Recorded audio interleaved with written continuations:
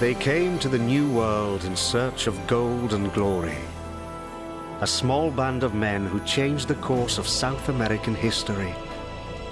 Conquistadors, driven by greed and charged by their king to spread the word of God. Scouring land and sea in their quest, they challenged a powerful empire, subduing the mighty Inca. But still, they wanted more. The conquistadors would not rest until they'd seized a legendary treasure. The Indians called it the blood of the sun god, but they knew it as precious gold.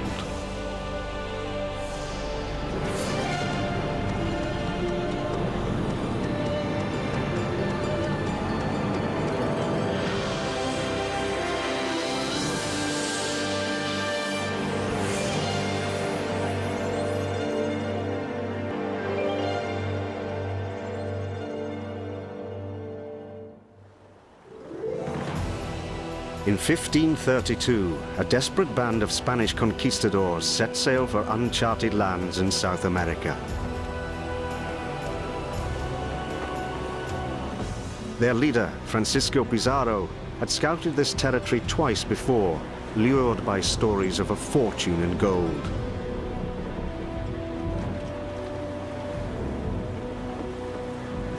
He recruited 180 well-armed Spanish soldiers with a promise that they would share in any treasure they discovered or captured. They set sail from Panama City and landed near Tumbes in what is now Peru. José Antonio del Busto Jutuburu has carefully studied the chronicles of the conquistadors. They were mercenaries, fearless and merciless in their hunt for gold and glory. Salió mucha gente de Extremadura porque había mucho hambre, había mucha pobreza. Se había terminado la guerra contra los moros y ya no había posibilidades de luchar contra el infiel. Entonces el botín se alejaba y en aquel entonces existe el pensamiento que se entiende mucho en ese tiempo de servir a Dios. The Spaniards landed in what is now northwest Peru. To win permission for this expedition, they had promised to give the bulk of what they discovered to their king, Charles V. Most had journeyed thousands of kilometers from Spain to the New World years before, enduring diseases, wars, and other hardships. Here, they hoped to find El Dorado, a fabled land so rich in gold it would make them wealthy beyond their wildest dreams. But Pizarro and his men were ignorant of what this realm, the empire of the Inca, really held.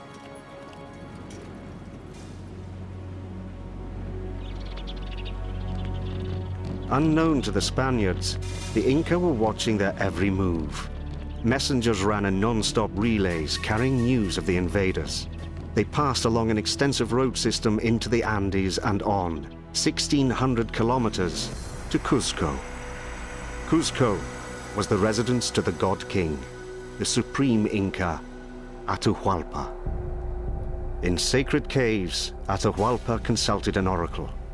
The Inca leader wanted to learn who these strangers were and what they wanted. Did they pose a threat, or had they come in peace? Following ancient rituals, the priest scattered coca leaves. He tried to read the future from their pattern. According to legend, the priest prophesied that Atahualpa would die at the hands of these invaders. But Atahualpa decided not to confront the Spaniards. He viewed this small band of men as no great threat. In a matter of days, he could muster an army of thousands. And on their journey, heat and hunger took their toll on the Spaniards.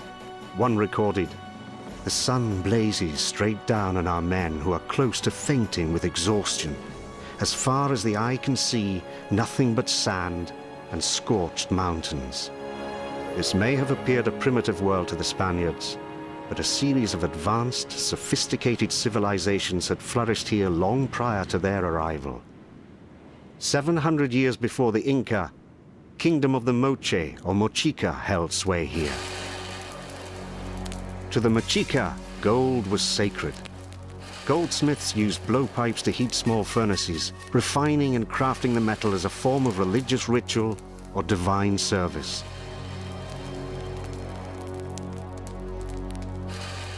They believed gold was the blood of the sun god.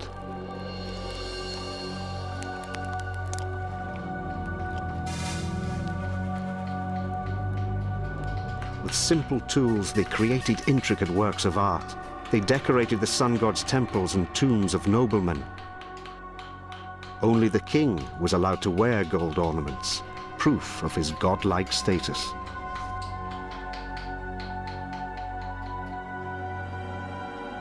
Gold served a very different purpose for the natives than it did for Europeans.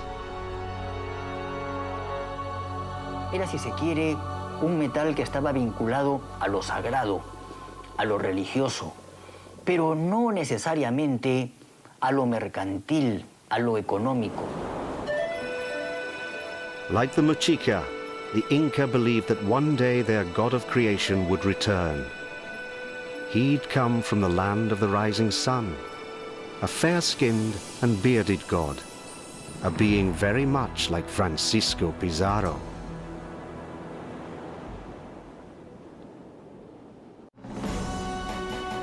The conquistador Francisco Pizarro and his small band of Spanish soldiers reached the edge of the Inca Empire in 1532. They were drawn to what is now Peru in search of fabled gold. When he and his men arrived in a region called Tahuantinsuyo, they failed to notice treasure that was literally under their feet. Cuando Francisco Pizarro desembarca en Tumbes, todavía no tiene una noción de que el Tahuantinsuyo es un imperio. Incluso cuando camina por la costa del Perú, ignora por completo él y sus soldados que allí había muchas riquezas enterradas de las antiguas culturas preincaicas. 500 años antes habían estado los mochicas. La tumba del señor de Zipán es un ejemplo. La ignoraron los españoles, naturalmente era una sepultura bajo tierra, pero tan cuidada por los indios que ellos no se llegaron a percatar. The Mochica burial chambers of Sipan are richer in gold and silver than any other in the New World. Today, archaeologists unearth what the conquistadors overlooked, and even now the treasures must be carefully guarded. To prevent looting, police patrol excavation sites. In early 1987, grave robbers first tunneled into one tomb and carried away 11 sacks of treasure. Archaeologists arrived weeks later and secured the site. Even after looting, the tomb still held treasures of astounding artistry. These were the burial sites of the lords of Sipan, the Mochica rulers who adorned themselves with the blood of their sun god. Since its discovery, the site in northwest Peru has been virtually under siege. Dr. Walter Alva, the dig supervisor. Y bueno, había siempre sus disparos en la noche, sus gritos, sus amenazas, algunos intentos, 2 intentos de saqueo que penetraron adentro del lugar para tratar de asaltar, y incluso hubo un herido que la policía disparó contra él y desapareció, nunca supimos quién fue. But still, items have been plundered. One of the most beautiful pieces from the tomb, a mask of beaten gold with eyes of lapis lazuli. It is now in private hands. Collector Enrico Pulli bought this treasure on Peru's black market. Se dice que tráfico, contrabando, saqueo y demás términos. La pregunta muy necia por sí misma es que si reconocen que lo que hay en esa colección es lo más privilegiado del Perú. While much of the Mochica treasure in Sipan was stolen in 1987, it had eluded Francisco Pizarro and his men in 1532. The Mochica Empire had disappeared long before, and their gold was safely hidden from the Spaniards. All the conquistadors found were ruins where they sought shelter at night. In their search for gold, they had traveled for months and were thousands of kilometers from home. Now, doubt began to surface. They drew comfort from hymns and prayers to the Blessed Virgin Mary. For these men, there was no turning back. They had left Spain to escape poverty. They were prepared to gamble their lives on the chance of finding a fortune in the new world.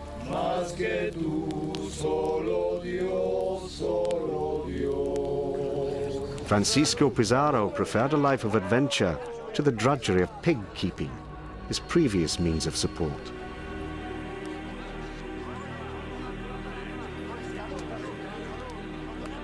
They foraged as they marched, discovering a large root they could roast in their campfires. It was the potato, a favorite South American food, unknown in Europe until conquistadors and other explorers brought it home from the New World. Pizarro's men also stumbled upon other treasures. Golden idols fed their lust for more. They believed these trinkets were just the beginning. Their hopes soared as they dreamt of El Dorado.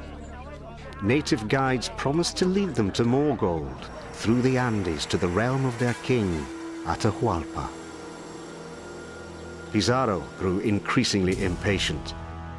Charles V, the Spanish king, had granted him the right to conquer this land, but Pizarro's rivals at the Spanish court wanted the king to revoke this grant at the first sign of failure. Pizarro needed to make a quick, decisive blow against the Inca to secure his claim. The guides led Pizarro's men through high and seemingly uninhabited mountain valleys. Inca spies tailed them the whole way. They flashed signals that these white men might be the Inca god Viracocha. Atahualpa demoró para enfrentar a Pizarro debido a que tenía mucha curiosidad, porque los indios tayanes de Tumbes y de Piura le habían dicho que los españoles eran dioses, el dios Viracocha que venía. Y él en un principio lo creyó y creyó que venía a felicitarlo. When the Spanish soldiers plundered some Inca tombs, several died a mysterious death. Highly toxic and flammable gases build up inside sealed tombs. Dr. Marino Orlando Sanchez Macedo believes these gases killed the robbers. Ese gas, si usted está cerca y usted va a oler, le va a afectar a los pulmones. Es más o menos como quien dijera que lo va a secar, se vuelve amarillo y finalmente muere. Se enflaquece y muere. Sucede de que los minerales están cargados de ese gas. Pero saben estas gentes cómo sacar, cómo extraer todo esto. Entonces con una gran barreta van a hacer el hueco y va a salir el gas. Pero para eso van a poner fuego afuera, candiles, para que ese gas se consuma inmediatamente. Y ellos obviamente tengan que sacar los tesoros que se supone pueden haber o no.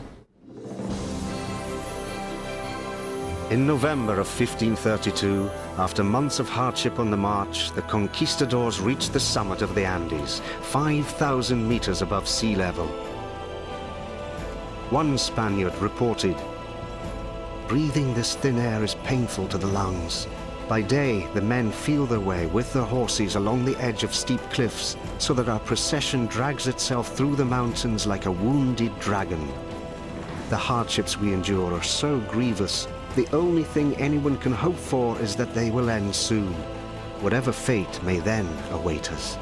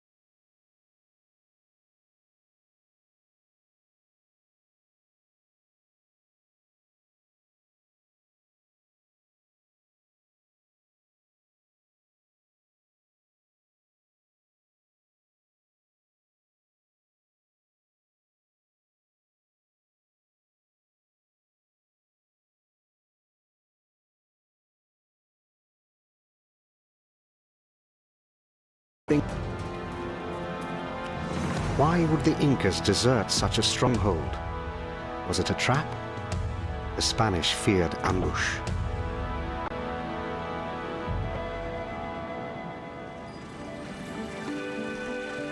While Pizarro's troops waited and wondered in Cajamarca, Atahualpa relaxed at nearby hot springs, bathing with his favorite sister. He felt certain this small, strange band posed no threat to him, the God King.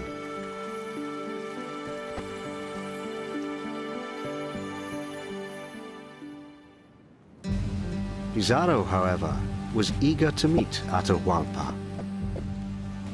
He sent out emissaries. Atahualpa and his court greeted the Spaniards with a show of cool dignity. The conquistadors were impressed. One wrote, "In their fixed gaze there flickers a dangerous fire." The Inca had never seen horses before. The Spaniards stayed mounted to inspire awe and fear. They spurred the horses to rear and kick, hoping to startle the Inca. But Atahualpa didn't even flinch. Instead, he drank to the Spaniards' health from the skull of an executed prisoner. Golden cups were offered to the strangers. They drank reluctantly. Atahualpa declared he would come to Cajamarca the following day to call upon Pizarro.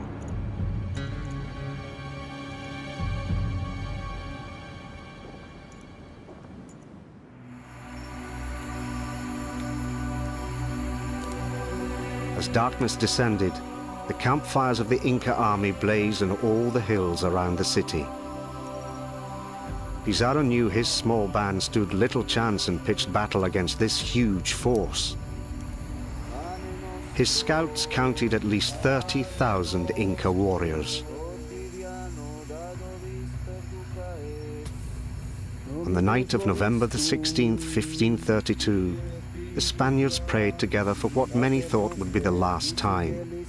One wrote, "Fear lies on the men like a black blanket. Everyone can now see plainly the madness of this enterprise. All know that only a miracle can save us, and a good few may well wonder whether heaven will think they are deserving of a miracle." At first light, Pizarro told his men to prepare for battle. But death seemed more likely than victory.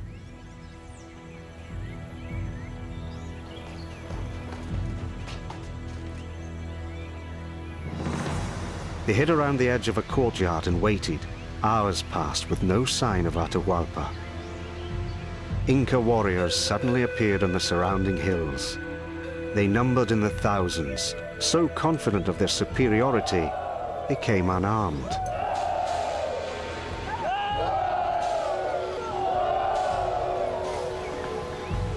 The Spaniards grew uneasy, but could only wait.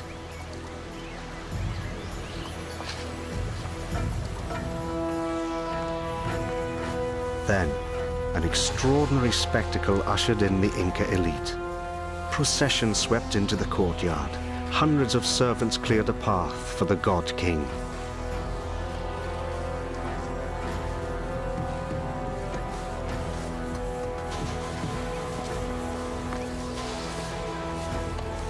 With great pomp and fanfare, the Inca ruler made his way into the town.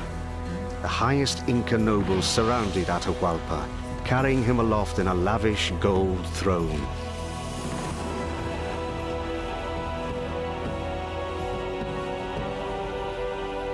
The conquistadors were awed by this display of power and wealth.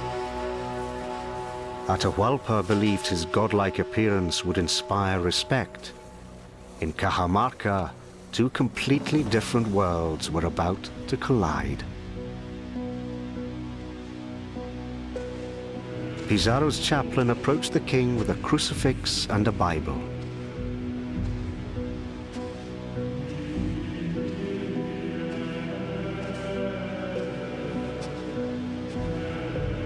He demanded Atahualpa renounce his pagan beliefs and submit to baptism and the Spanish crown.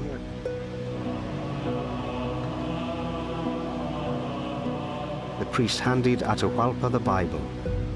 books and writing meant nothing to the Inca. Atahualpa inspected the Bible. He saw no magic, no value. He tossed it to the ground. For the Spanish, this was blasphemy. Pizarro ordered his men to open fire and to charge the unarmed Inca warriors.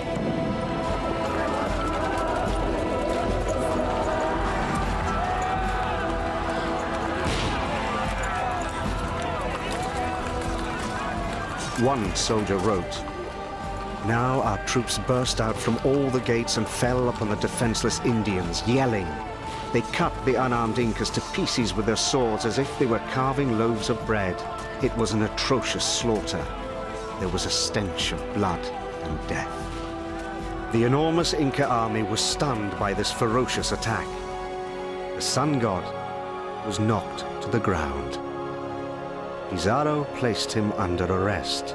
He knew that by keeping Atahualpa alive, he held the whole empire hostage. He declared to his men, "No one who values his life is to touch the Inca." Pero la guerra mágica, cuando cae el jefe, entonces eso quiere decir que la guerra mágica cesa de regir. Y a partir de entonces reina la acefalía, reina el desgobierno. The Inca Empire was shaken to its foundations. With one stroke, Pizarro had captured the God King. But even without their leader, some Inca resisted in any way they could. The golden empire of the Incas was vast, stretching 3,200 kilometers from modern-day Colombia to Chile. Its population, 12 million. These people had developed a modern, flourishing agricultural system more advanced than Spain's. No one in this country ever went hungry, as good harvests provided rich stores of food. If it weren't El Dorado, it could have easily been mistaken for the Garden of Eden.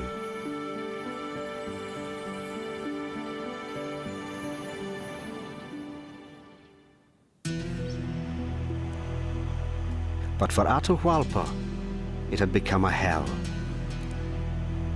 He was confined to the dungeon of the sacred tower of Cajamarca. He was kept under close guard. But Pizarro did allow him some freedom. He had his 3 chief wives, and he continued to conduct state business. He tallied the quipus, knotted cords that kept account of people and taxes. He wanted to ensure that law and order ruled his kingdom. For a brief period, peace seemed possible. The Spanish soldiers, tired of battles and campaigning, put aside their fighting and made plans to settle down. But for the Spaniards, something was still missing. Despite their victory, the conquistadors had seen very little of what they came for: gold. Spanish conquistadors won a whirlwind campaign against the Inca in 1532. With the Inca God King captured, the Spaniards' leader Francisco Pizarro believed the land and everything in it belonged to him. Francisco Pizarro obtuvo por la capitulación de Toledo un territorio que empezaba en el río de Santiago, que es el río de Tempula, actualmente en Colombia, y llegaba hasta el paralelo de Chincha, que introducido el paralelo hacia el interior del país, abarcaba el Cusco y un poco más, incluido Machu Picchu. The Inca tried to hide everything they could from the Spaniards. One secret, the city of Machu Picchu, was kept from outsiders for 400 years.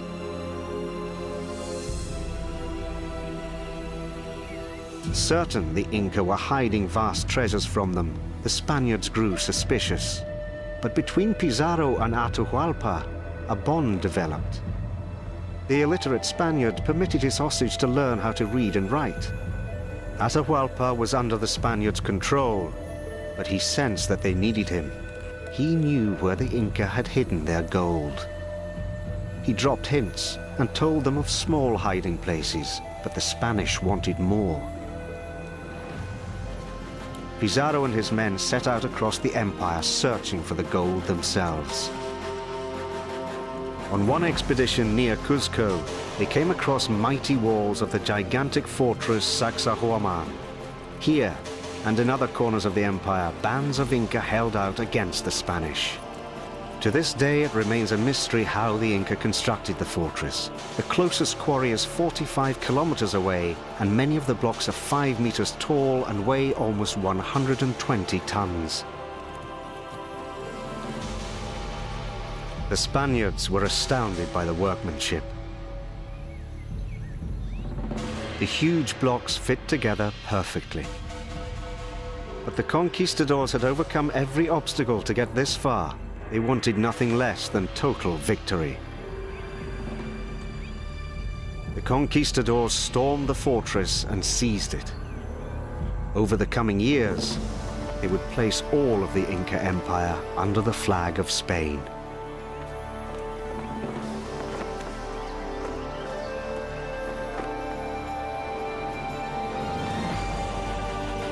The Spaniards drove farther into the Andes, taking advantage of excellent Inca roads.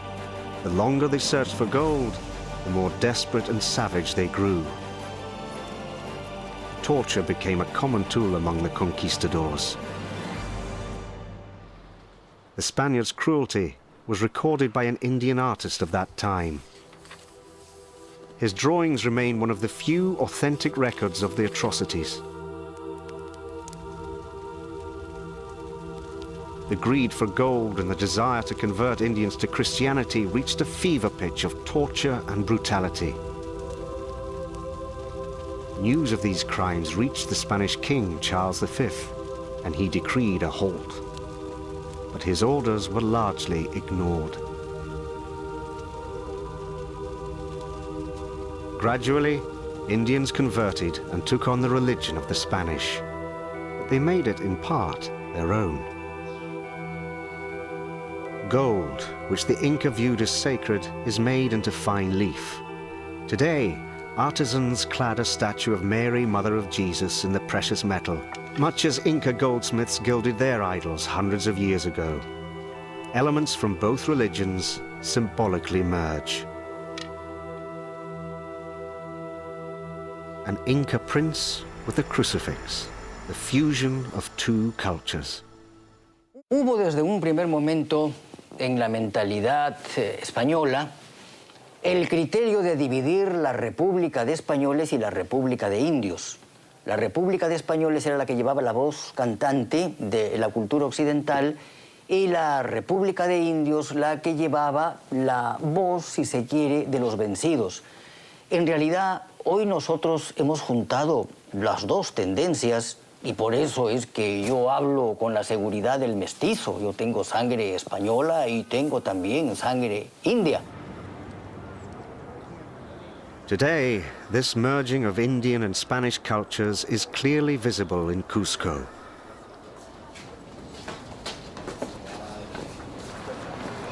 "700 years ago, this was the center of the Inca world.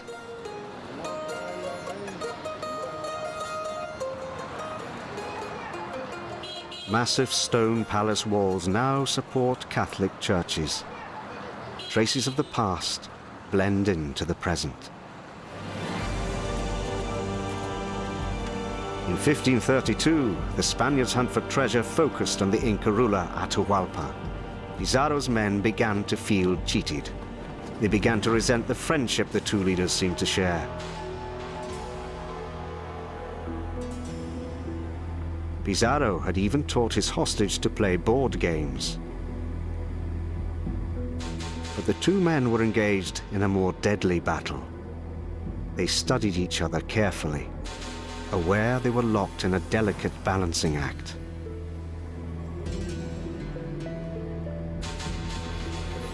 The conquistador pressed for answers about the Inca gold. Atahualpa tried to appease his captor, but knew if he revealed everything, he would no longer be of use to the Spaniards.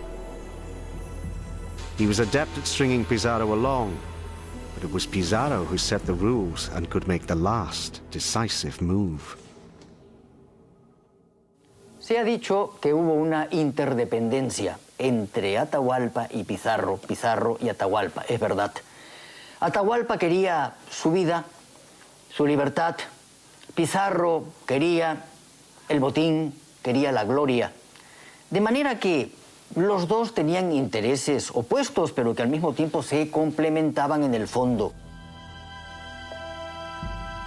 To create a closer bond, Atahualpa offered Pizarro his favorite sister in marriage. Pizarro had her baptized, gave her the name Inés, and took her as a mistress, but he never married her.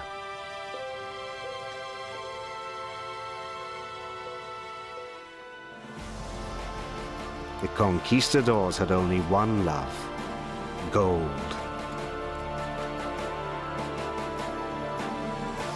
Their quest for the fabled El Dorado carried them further into strange and hostile lands.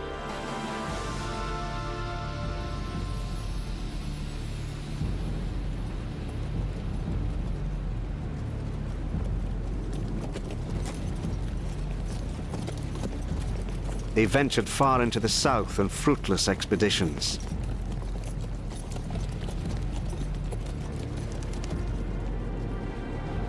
They came upon deserts and salt flats where little survived.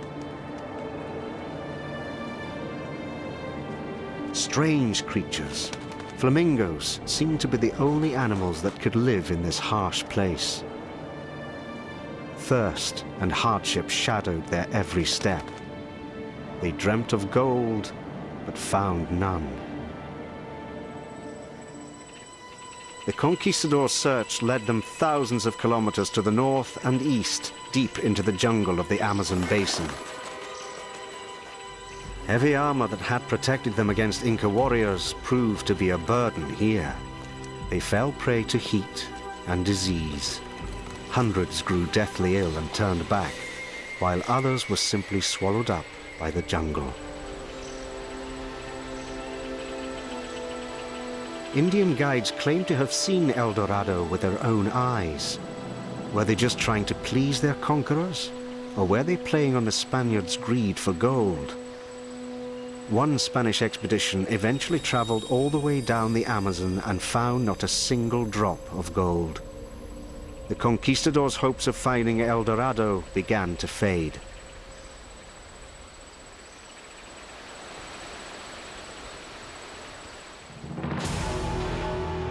The Spaniards focused their growing frustration on Atahualpa. Pizarro accused him of keeping his treasure hidden. He badgered the king relentlessly.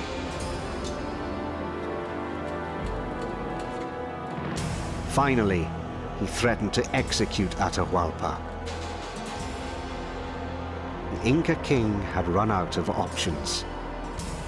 A servant translated his desperate plea. In exchange for his life and his freedom, Atahualpa would fill a 50-square-meter room with gold. Pizarro readily agreed. For one last time, the absolute authority of the Inca ruler was revealed. He summoned his subjects, and from every quarter of the realm, they brought gold to pay for his life. An endless stream of llama trains carried treasure to Cajamarca. The Indian people labored for 3 months to deliver golden idols and sacks filled with precious metals. To this day, it remains a mystery where these vast riches had been hidden.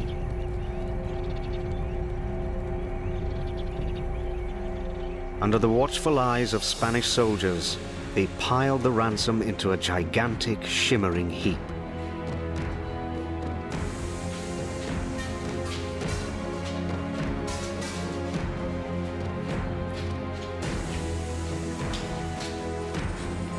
the greatest treasure ever looted from the New World.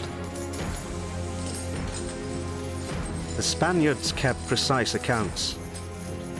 Pizarro's share alone made the former swineherd one of the richest men on earth.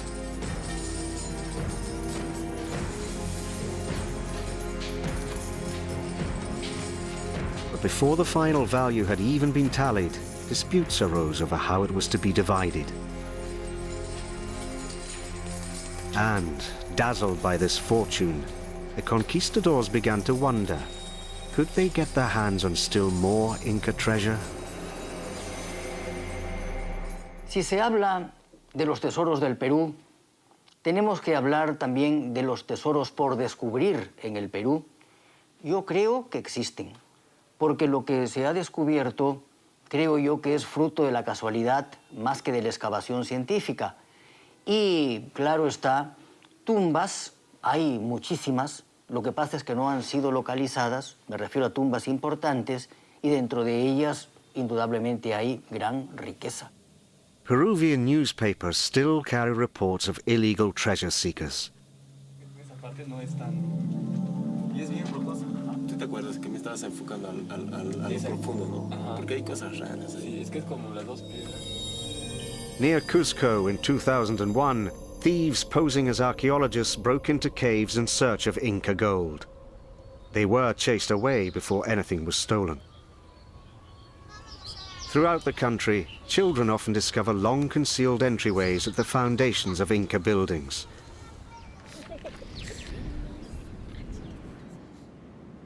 Word spreads quickly, and treasure hunters plunder whatever they can find. ¿Por qué? Hay que entrar para ver qué. Puede. To discover anything, archaeologists must move quickly.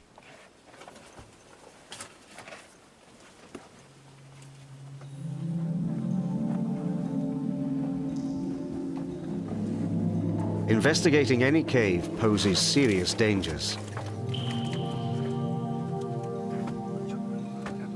Hay murciélagos. Bastante, ¿no? Here, 1,700-year-old walls could easily collapse.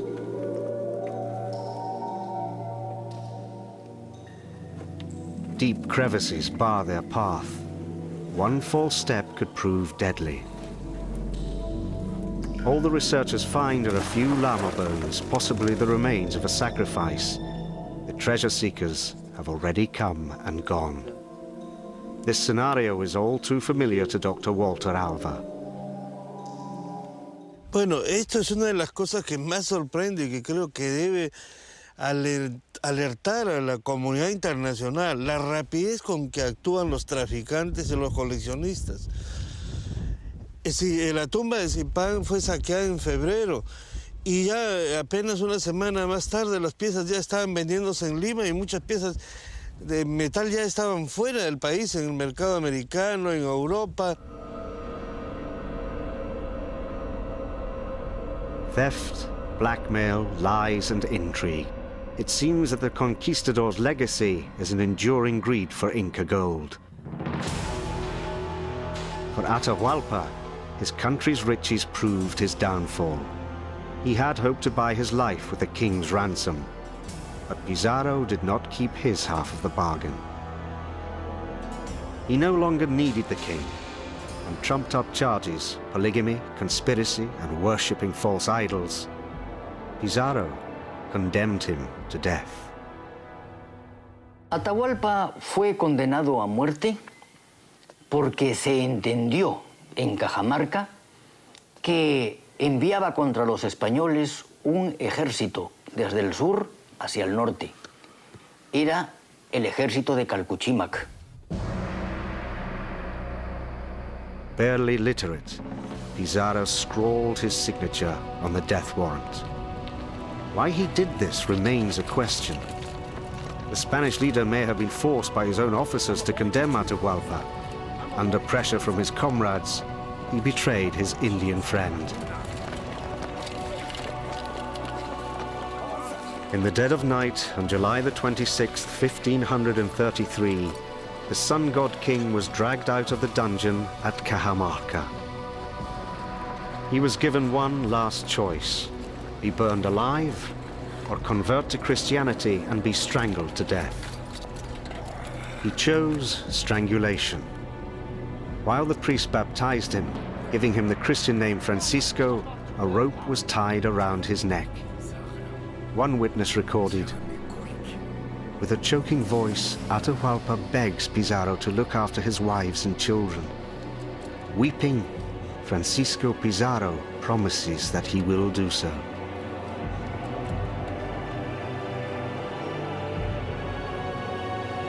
The rope was slowly tightened. One of the mightiest emperors on earth died at the hands of a bunch of mercenaries.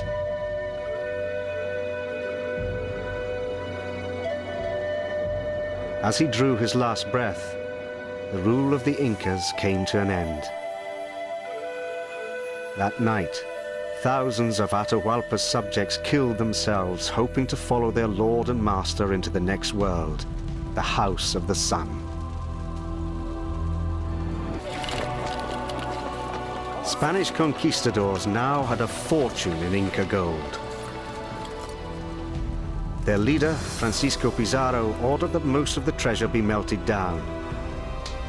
Indian goldsmiths carried out the task, turning works of art into ingots that could be weighed and traded. The furnaces burned non-stop for 34 days. But ignorant of metallurgy, the conquistadors didn't realize that much of the treasure they plundered was alloy.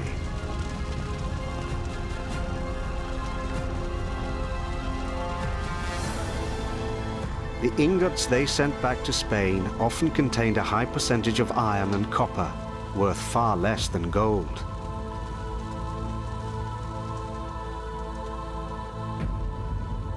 And still, the distribution of booty failed to satisfy the conquistadors' greed.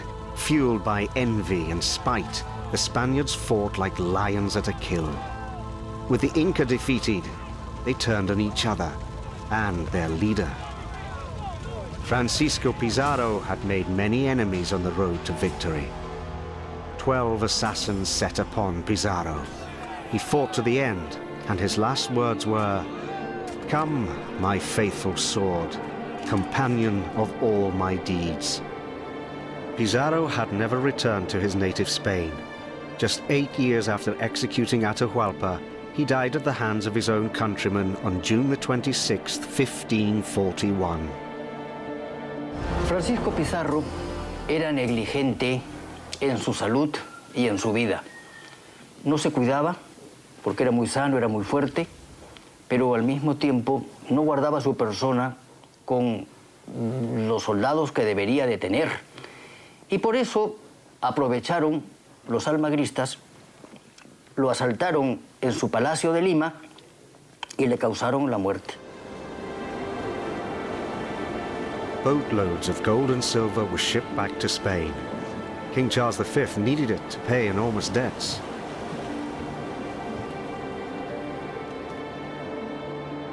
It first arrived in the Spanish port of Seville. The archives of the Conquest still contain meticulous accounts of the spoils taken from the New World.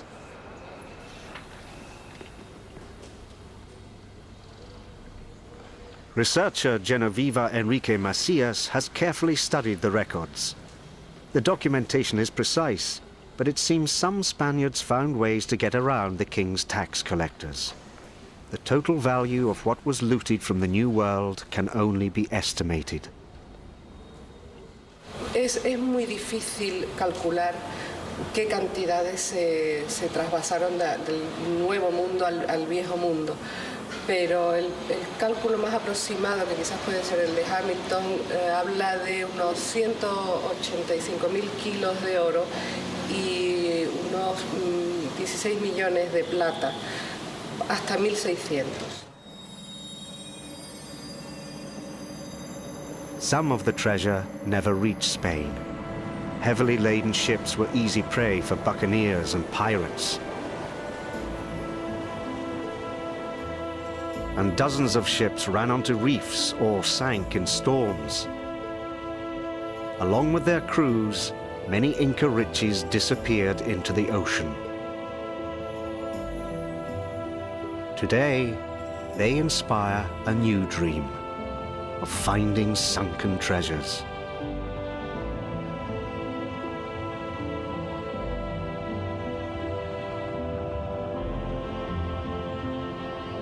But like El Dorado, most will remain hidden. The Inca gold, the blood of the sun god, the riches that spurred the conquistadors to acts of both heroism and savagery, remains the stuff of legend, even today.